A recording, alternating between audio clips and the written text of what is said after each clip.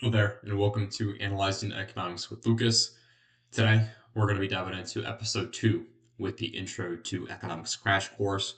We're going to be talking specifically about scarcity and opportunity cost. Without further ado, let's get right into it. So, let's start off with scarcity. Now, plain and simple, scarcity drives choice. And as we discussed in episode 1, well, scarcity stands for unlimited wants for limited resources, as people want everything in the world, but there's a specific allotted amount of resources on this planet to facilitate and to provide for those wants. So they have to be allotted through markets.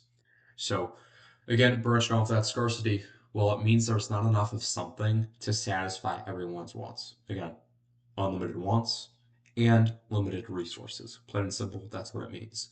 And what it does is it forces individuals, businesses, and governments to make tough choices, as certain people cannot be satisfied while others must be satisfied. And economics exists because we can't have everything and we have to choose selectively.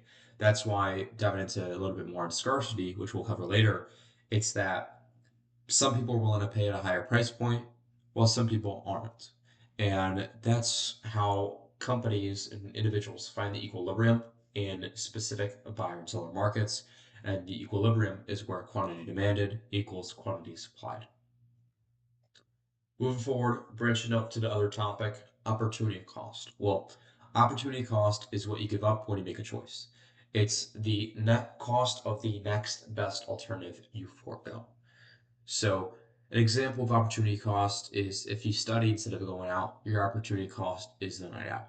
Now, on the other hand, if you go out instead of studying, well, your opportunity cost is studying. That's in short terms the opportunity cost. Another example, just for recent time stuff this year.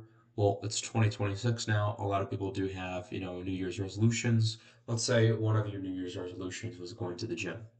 Well, your opportunity cost of not going to the gym is the excess calories that you keep on, or the additional food that you could have eaten and still been at a baseline metabolic rate due to going to the gym.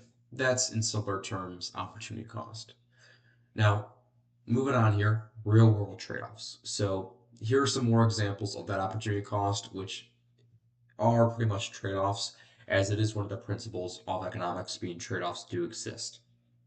So, choosing college, and this kind of dives into a little bit about human capital, which is covered more in depth if you do happen to take microeconomics as a course. Well, choosing college means giving up 4 years of income, but potentially earning more later, right? Because as you're in college, well, let's say you're just for simple understanding, let's say you're paying off the college by yourself, you have to take out, for simple math, $50,000 a year in loans.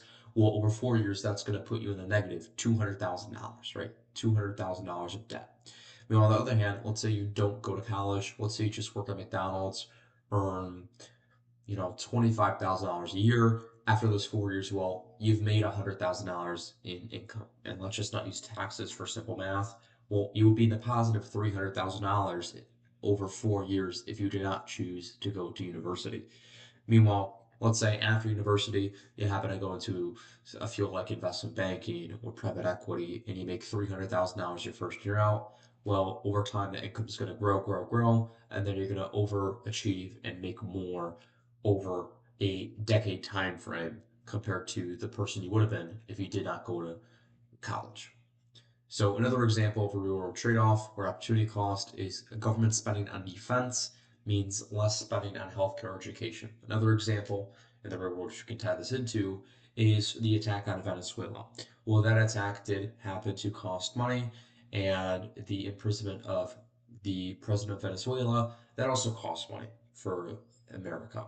So the money spent on that means less money spent on education and healthcare.